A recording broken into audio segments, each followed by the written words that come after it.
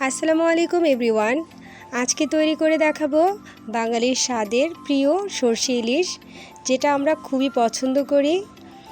আর খুব সহজে কিভাবে এই দারুণ সরষে ইলিশটা তৈরি করবেন সেটাই আজকের রেসিপিতে দেখিয়ে দেব। একেবারে অল্প সময়ে ঝটপট আপনারা এই সরষে ইলিশটা তৈরি করে নিতে পারবেন খুব সহজেই। ভিডিওটি যদি ভালো লেগে থাকে অবশ্যই চ্যানেলটি সাবস্ক্রাইব করে দেওয়ার অনুরোধ রইল, আর লাইক, কমেন্টস এবং শেয়ার করতে ভুলবেন না। তো চলুন দেখে নেওয়া যাক কীভাবে সরষে ইলিশটা তৈরি করেছি। এখানে আমি 2 টেবিল চামচ সাদা সরিষা নিয়েছি। আপনারা চাইলে কালো সরিষা দিয়েও করতে পারেন, তবে কালো সরিষা একটু ঝাঁঝালো হয়, তাই সাদা সরিষা দিয়ে আমি করেছি। এখানে দিয়ে দিচ্ছি 3 চা চামচের মতো পেঁয়াজ বাটা। আপনারা চাইলে পেঁয়াজ বাটার পরিবর্তে আস্তা পেঁয়াজও দিতে পারেন, সেক্ষেত্রে একটা বড় সাইজের পেঁয়াজ দিলেই হয়ে যাবে। এখানে দিয়ে দিচ্ছি হাফ চা চামচ লাল মরিচের গুঁড়া, হাফ চা চামচ হলুদের গুঁড়া, আর দিয়ে দিচ্ছি হাফ চা চামচ জিরার গুঁড়া, আরও দিয়ে দিচ্ছি স্বাদ মতো লবণ, আর দিয়ে দিচ্ছি একটা কাঁচামরিচ। এখন আমি সবগুলো একসাথে ভালোভাবে ব্লেন্ড করে নেব। এক্ষেত্রে আপনারা যদি সরিষার সাথে সমস্ত মশলাগুলো ভালোভাবে ব্লেন্ড করে নেন, তাহলে কিন্তু সরিষার যে তেতো ভাবটা আছে সেটা একেবারেই চলে যাবে। তো আমি এখানে ব্লেন্ড করে নিয়ে এসেছি সবগুলো মশলা একসাথে ব্লেন্ড করার ফলে আমার হাতে অনেকটা সময় বেঁচে গেছে এবং ঝামেলাও কম হয়েছে।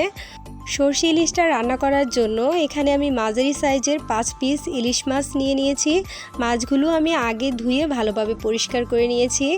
এখন আমি মশলাগুলো দিয়ে দিচ্ছি, আর দিয়ে দিচ্ছি হাফ কাপ সরিষার তেল। সরষে ইলিশ রান্না করার ক্ষেত্রে কিন্তু অবশ্যই সরিষার তেলটা ব্যবহার করবেন, এতে করে সরষে ইলিশের স্বাদটা আরও দ্বিগুণ বেড়ে যায়। তো সবগুলো মশলা আমি মাছের সাথে ভালোভাবে মাখিয়ে নিচ্ছি, এতে করে মাছের ভেতরে মশলাগুলো ভালোভাবে ঢুকে যাবে। আমি যেই প্রসেসে সরিষা ইলিশটা রান্না করছি, এই একই প্রসেস ফলো করে যদি আপনারা রান্না করেন, এটার স্বাদ কিন্তু আপনারা নিজেই বুঝতে পারবেন। আশা করি অবশ্যই বাসায় একবার ট্রাই করবেন, আর আমাকে কমেন্টসের মাধ্যমে জানাতে ভুলবেন না। তো সবগুলো মাছের মাঝেই আমি ভালোভাবে এই মশলাটা মেখে নিয়েছি। এখন আমি একটা ঢাকনা দিয়ে মাছগুলোকে প্রায় 15 মিনিটের মতো নর্মাল ফ্রিজে রেখে দেব ম্যারিনেট করার জন্য। তো 15 মিনিট পর আমি চুলায় ফিরে আসলাম। এখন দিয়ে দিচ্ছি 1 টেবিল চামচ সরিষার তেল। এখানে আমি জাস্ট ফোড়নের জন্য তেল দিয়েছি।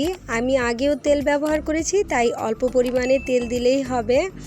আর দিয়ে দিয়েছি হাফ চা চামচ কালো জিরা, এতে করে কিন্তু সরিষা ইলিশের স্বাদটা আরও দ্বিগুণ বেড়ে যাবে। তো এখন আমি মাছগুলো দিয়ে দেব।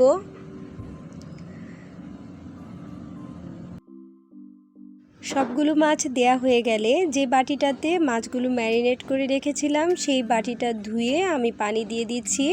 খুব বেশি পানি দেওয়ার প্রয়োজন নেই, এখানে হাফ কাপের মতো পানি দিলেই হয়ে যাবে। ইলিশ মাছ সিদ্ধ হতে কিন্তু খুব বেশি একটা সময় লাগে না। তো একটু নেড়ে চেড়ে ভালোভাবে মশলাগুলোর সাথে মিশিয়ে নিয়েছি। এখন একটা ঢাকনা দিয়ে মাছগুলোকে 5 মিনিটের মতো রান্না করব। 5 মিনিট পর ফিরে আসলাম। এখন সবগুলো মাছ আমি উল্টে দেব। খুব সাবধানে উল্টে দিতে হবে যেন মাছগুলো ভেঙে না যায়। তো সবগুলো মাছ উল্টে দিয়েছি, আর ঝোলটা যখন এরকম গাঢ় হয়ে আসবে সে পর্যায়ে আমি দিয়ে দিচ্ছি 4-5টার মতো কাঁচামরিচগুলো মাছ বরাবর একটু ফেরে তারপর আমি দিয়ে দিচ্ছি। এখানে আমি লাল এবং সবুজ 2 রঙের কাঁচামরিচ ব্যবহার করেছি, এতে করে দেখতে সুন্দর লাগবে। তো এই কাঁচামরিচ দেওয়ার ফলে কিন্তু ঝাল হবে না, সুন্দর একটা গন্ধ আসবে, তাই এই পর্যায়ে আপনারা কাঁচামরিচটা দিয়ে নেবেন। ঝোলটা যখন গাঢ় হয়ে যাবে এবং তেল ভেসে উঠবে, এর মাঝে আমি আরও 1 টেবিল চামচ সরিষার তেল দিয়ে দিয়েছি, এতে করে সরষে ইলিশের স্বাদটা আরও দ্বিগুণ থেকে দ্বিগুণ বেড়ে যাবে।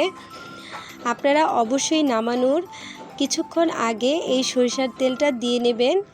এখন নেড়ে চেড়ে আমি আবারও মিশিয়ে নিচ্ছি। তো সম্পূর্ণ সরষে ইলিশটা রেডি হয়ে গেছে, এখন আমি চুলা থেকে নামিয়ে নেব।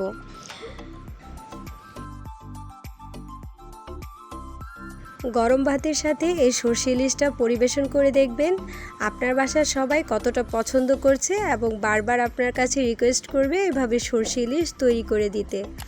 আশা করি আপনারা অবশ্যই বাসায় একবার ট্রাই করবেন। আজ এই পর্যন্তই, আবার নতুন কোনো রেসিপি নিয়ে আসব। সেই পর্যন্ত অবশ্যই আমার সাথে থাকবেন। আল্লাহ হাফেজ। সবাই ভালো থাকবেন, সুস্থ থাকবেন।